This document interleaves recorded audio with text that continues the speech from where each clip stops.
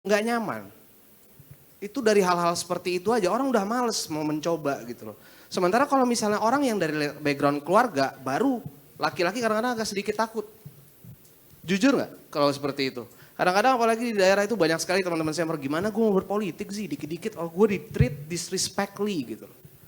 Nanya nomor handphone, ciaci, dideketin, chat, bullying, apa catcalling apa itulah segala macam. Itu kadang-kadang justru kita sebagai laki-laki harus refleksi gitu loh bahwa kita sendiri yang kadang-kadang membuat perempuan ini terbatas kesempatannya ketika dia masuk di entry level. Coba perempuan, sepakat nggak dengan statement saya? Sepakat. Nah Mau itu tepuk ya. tangan nih buat Mas Razi nih, ini teman Nah itu perempuan yang emang. harus banget. Justru itu jadi pendulang. Iya kadang-kadang kita yang memberikan mereka ketidaknyamanan. Mungkin Golkar sepi perempuan nih saat ini pun saya, Mas Mulya, Mbak Dinda, Mas Adit. Itu mengevaluasi YPL kali ini sepi sekali perempuan tuh kenapa gitu. Tapi orang-orang kalau laki-laki kebanyakan pandangannya sepi banget bang, gue gak dapet cewek nih segala macam. Padahal udah punya istri. Nah jadi kan, ya adalah. Jadi kan kadang-kadang itu harus kita sebagai laki-laki, kita yang berpendidikan, kita yang berpolitik, ayolah rangkul mereka dengan bijak. Nggak selalu ya, kalau mau deketin dengan bijak gitu loh. Jangan dengan cara-cara yang disrespect. Itu kalau boleh sedikit menambahkan. Terima kasih Mbak Putri. Mbak Putri. Ya, lanjut. Rista dari Golkar Milenial Perwakilan. Aku mau minta motivasinya dong dari Mbak Putri supaya banyak perempuan yang terlibat, terutama perempuan generasi muda. Karena kan Mbak Putri juga tahu sendiri kalau perempuan di dunia politik tuh suka apalagi yang baru ya Mbak, dianggap sebelah mata gitu. Mungkin ini mah paling cuman modal tampang atau ini mungkin simpen bisa jadi digodain atau gimana.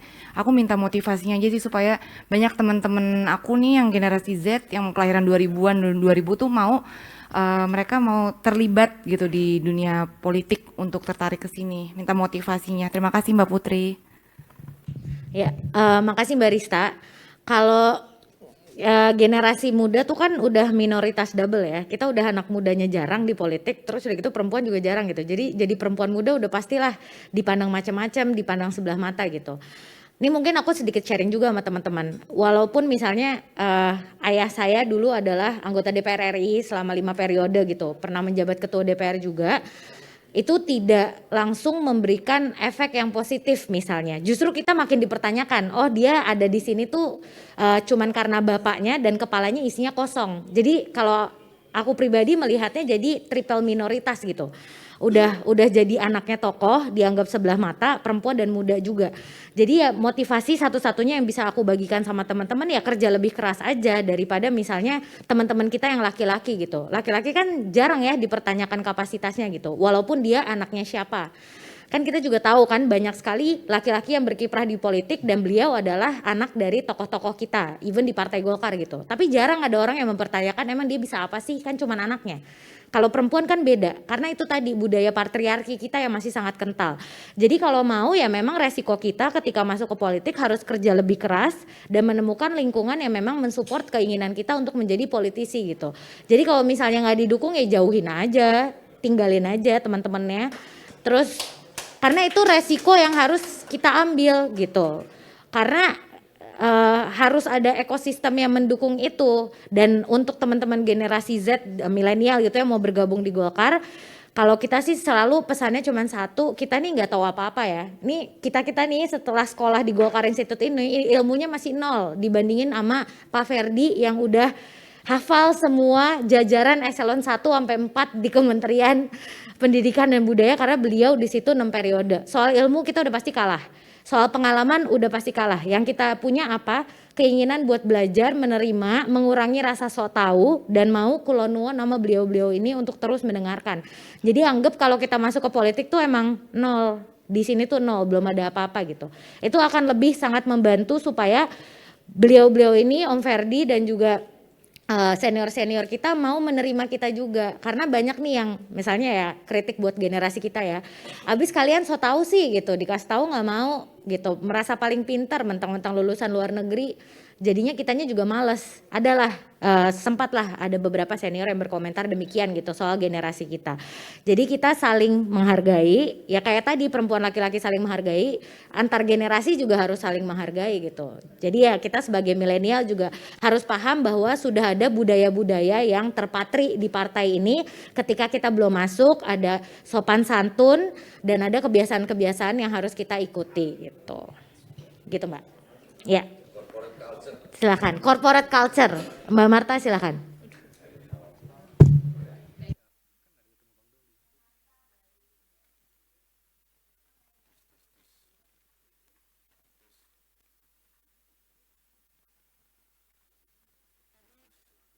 Nggak bisa.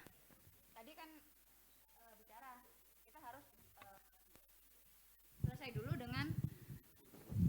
kita harus selesai dulu dengan diri kita sendiri. Contohnya jadi pengusaha. Nah, tapi di daerah juga nggak gampang, Mbak. Saat kita berbicara sudah jadi pengusaha, pikirannya pengusaha pasti keuntungan, profit. Nah, kalau saya masuk di politik, saya keluar berapa, saya dapat berapa. Dan itu yang sering saat kita memberi, ayo dong ikut di politik, kan nggak mudah seperti itu. Yang saya tanyakan, pelatihan apa yang cocok untuk membentuk kader-kader perempuan yang benar-benar melek politik, bukan hanya dia di politik sekarang jadi terkenal, jadi kesannya cuma ikut-ikutan aja. Jadi, meskipun itu dia seorang pengusaha sudah, pasti mereka sosialitanya juga tinggi. Jadi pengennya cuma just ikut terus viral, terus jadi publik yang sering dibicarakan. Nah, seperti itu. Jadi yang saya inginkan caranya untuk membentuk kader-kader perempuan yang benar-benar punya kompeten. Jadi saat dia benar-benar sudah duduk di anggota dewan, dia bukan jadi sosok yang hanya jual tampang, jual yang penting selfie dulu lah, ya gitu. Nah, jadi saat ada beberapa masalah itu ada solusi, bukan ada masalah, oh nanti ada tim ya. Jadi sering yang terjadi itu lepas gitu, Kak. Jadi yang ingin saya inginkan di daerah, kalau untuk Golkar Institute kan nggak mudah juga untuk masuk di sini. Yang di daerah ini pelatihan-pelatihan yang seperti apa yang harus dilakukan, begitu. Terima kasih Mbak Marta. Mbak Marta ini salah satu kader kebanggaannya Pak Sarmuji, Ketua DPD Golkar Jawa Timur dari Jember. Kita tepuk tangan dulu. Beliau ini khusus titipkan ke kita dari Pak Sarmuji karena beliau akan menggerakkan perempuan dan juga anak-anak muda Golkar di Jawa Timur. Dan kita tahu lah Jawa Timur basisnya merah dan hijau gitu. Jadi tugasnya beliau ini sangat berat. Makanya nanti setelah ini Mbak, kita kan setiap tahun biasanya punya pendidikan politik kan. Kemarin kan udah juga di Jawa Timur gitu. Nah, kemarin Mbak Marta belum ikut ya yang di Jawa Timur? Enggak, yang Golkar Institute, Dikpol, belum ikut ya? Itu kan sebenarnya materinya sudah kita sampaikan juga ke teman-teman pengurus DPD Golkar Jawa Timur dan materinya seperti ini walaupun lebih dikompres waktunya. Jadi menurut saya pendidikan paling bagus untuk mengisi kapasitas perempuan yang kayak gini. Ada kebijakan publiknya, ada dari segi media, ada dari segi kampanyenya, ada dari segi public speaking dan yang lain-lainnya yang kita kira sangat penting untuk mengisi kapasitas politisi gitu. Biar nggak dibilang tukang selfie aja ya. Karena ya memang Pak Ketum mengamanahkan kita dengan Golkar Institute itu tugasnya untuk itu meningkatkan kapasitas tidak hanya perempuan tapi juga laki-laki. Jadi KPPG Jawa Timur di mana Mbak Marta bertugas itu bisa bikin juga acara-acara serupa. Nanti bisa konsultasi sama teman-teman Golkar Institute ataupun teman-teman DPD Golkar Jatim yang kemarin ngurusin acaranya Dikpol di Jawa Timur. Mas Yuda ya kemarin ya. Mas Yuda yang kemarin ngurusin. Jadi materinya udah ada di situ, semuanya udah ada di situ gitu. Ya. Oh iya. Oke, satu lagi Mbak Amelia ya.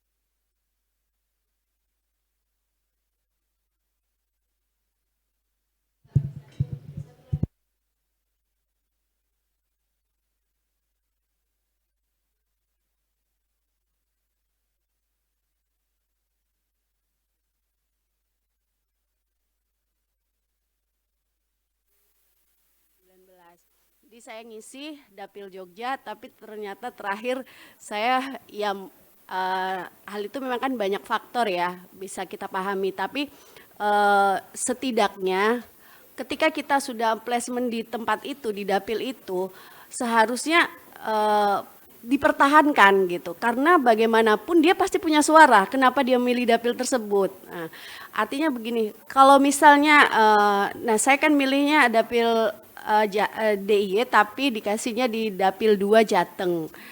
Saya nggak punya saudara, nggak pernah ke sana. Saya menginjakkan kaki di Kudus aja belum pernah gitu kan. Terus sempat juga nama itu keluar di dapil Jateng 1. Saya sempat ya sudahlah karena memang suami dari sana. Tapi yang kondisi rekrutmen ini kan berarti ada yang salah gitu loh Mbak. Atau memang kesalahan itu bukan di rekrutmen tapi di penempatan. Di tim-tim mungkin yang inti lah ya seperti Mbak Putri. Nah saya harap sih di 2024 ini tidak terjadi lagi yang hal seperti itu. Karena kemarin juga saya sudah sempat mengisi lagi fungsionaris itu di dapil DIY. Saya nggak tahu sih sampai sejauh ini seperti apa. Tapi saya harap kejadian-kejadian yang seperti itu asal terpenuhi kuota 30%, seharusnya Golkar sudah selesai lah urusan terkait rekrutmen gitu. Itu aja sih Mbak, mohon tanggapannya Mbak dan bantuannya. Terima kasih. Aku jawab yang ini dulu ya. Kalau dari Mbak Herlinawati ini berarti lebih ke aspirasi ya. Jadi kita menyampaikan ini nanti ke pimpinan kita, terutama pimpinan KPPG gitu, Bu Airin. Makanya Bu Airin dan segenap jajaran pengurus KPPG juga dilibatkan dalam komite yang nanti menyusun nama-nama daftar caleg, supaya hal-hal seperti ini bisa kita hindari gitu. Hanya ditaruh untuk menuhin kuota. Ya kita sangat berharap semoga tahun ini para pimpinan kita lebih bijak dan bisa mengakomodir lebih banyak lagi perempuan seperti Mbak Herlinawati ini yang memang ingin berkarya gitu. Memang ingin memajukan Golkar di di kawasannya di mana Mbak? DKI. Oh DIY. Kok tulisannya DKI? Ya karena domisili di sini. Oh iya. Gitu. Ya, di DIY gitu misalnya. Terus kalau tips and trick untuk perempuan ya. Kalau misalnya tips and trick kan tadi sudah dibagikan sama Pak Ferdi. Kalau dari aku sih untuk khusus buat misalnya kita perempuan gitu. Kita kan lebih muda ya kan. Terus senior-senior kita rata-rata sudah berkiprah lama lah di politik. Jadi hal paling simpel sederhana yang bisa kita lakukan ya kita sowan dulu ke mereka sebelum kita maju. Jadi udah ada itikat baik dari kita untuk menyambangi mereka sebelum kita akhirnya bertemu di lapangan gitu. Bukan berperang ya, berkompetisi lah gitu untuk merebut kursi gitu misalnya. Jadi kalau dari awal kita sudah sowan, setidaknya ketika nanti terjadi gesekan di lapangan dan lain-lainnya tidak akan terlalu memberikan image negatif dari para senior itu ke kita. Jadi kedepannya nanti kalau kita sama-sama masuk akan lebih enak juga dari merekanya untuk berkolaborasi atau bersinergi bersama kita gitu. Itu sih paling sama yang tadi Pak Ferdi bilang tuh benar banget, harus bisa komit dalam membagi wilayah. Yang namanya politisi kan katanya janjinya tidak bisa ditepati ya, omongannya nggak bisa dipercaya gitu. Tapi ini sangat penting untuk menjaga komitmen dan kepercayaan satu sama lain. Ketika kita bersilaturahmi, kita bilang ke beliau misalnya kampung halamannya kecamatan A. Kita nggak akan sentuh kecamatan A karena abang atau mbak atau kakak itu fokusnya di situ. Kita jangan nyentuh gitu. Jadi kita harus bisa membuktikan kalau kita anak muda yang punya komitmen juga. Dan kalau misalnya tidak ada di komitmen awal ya kita berbagi wilayah aja. Dari satu kecamatan desanya kan banyak ya. Kalau misalnya kita tahu di desa C misalnya suaranya beliau besar ya kita nggak usah ganggu lah gitu. Toh masyarakat yang kita harus sambangi itu banyak gitu. Jadi ya budayakanlah saling menghargai dan menghormati gitu. Iya. Jadi kan 2 gitu. Karena kan Partai Golkar ini lagi mengejar tingkat kursi kan. Kalau kita saling rebutan jeruk makan jeruk, buat apa sih gitu? Ujungnya kan target kursinya juga tidak terpenuhi. Kalau kita bisa membagi wilayah dan komit dan saling menghargai, yang ada nanti kursinya nambah gitu kan. Jawa Barat tuh basis kita, tapi sampai hari ini belum bisa kita dapat 3 kursi. Padahal sudah nyaris-nyaris terus gitu. Kemarin di dapil saya tuh 2,7 kursi Golkarnya. Kenapa? Karena masih ada kultur itu loh, jeruk makan jeruk. Jadi saling mencuri suara satu sama lain. Itu. Nah, kita mulai dari diri sendiri. Kalau kita udah komit nggak mau gangguin suara senior di daerahnya, ya udah kita komit gitu. Kita tunjukin kalau kita memang mau dan berusaha untuk melakukan itu. Tuh. Terakhir ya. Ah. Oke, Assalamualaikum warahmatullahi wabarakatuh. Saya ada tambahan sedikit. Tadi saya mendengar masalah perempuan yang dibully di organisasi gitu ya. Ya kalau menurut saya sih itu ya wajar lah. Wajar ya, hitung-hitung kalau buat perempuan itu kita misalkan nggak dibully di partai politik kita, begitu jadi dibully oleh partai lain. Itu wajar. Jadi menurut saya ini saya untuk perempuan. Jadi di partai politik itu ada istilah dari jalur keluarga atau jalur memang berkarir dalam organisasi. Dalam keluarga pun bukan berarti anak petinggi partai semuanya mau berkarir politik. Contoh Mbak Putri bukan asal-asalan tapi lulusan luar negeri, memang mempunyai edukasi yang bagus dan pantas menjadi anggota DPR RI. Nah untuk teman-teman yang perempuan lainnya, ya terutama generasi muda, tadi ada dari Gomil ya, Golkar Milenial. Golkar Milenial. Jadi gini, kalau mau belajar politik bukan hanya di Partai Golkar saja. Contoh di PDIP. PDIP itu lebih keras. Bukan hanya senioritas. Senioritas pasti. Lu itu ada di partai PDIP dari jalur siapa? Anak siapa? Atau dari jalur mana? Ada jalur banteng muda, ada jalur Gemini. Di luar itu nggak dianggap. Nah, kalau misalkan anak-anak generasi muda milenial, terutama perempuan juga, dalam politik itu berproses. Nggak ada yang ujuk-ujuk. Duduk, ya ada pemahaman yang salah juga bahwa bukan berarti pengurus partai itu harus anak muda semua.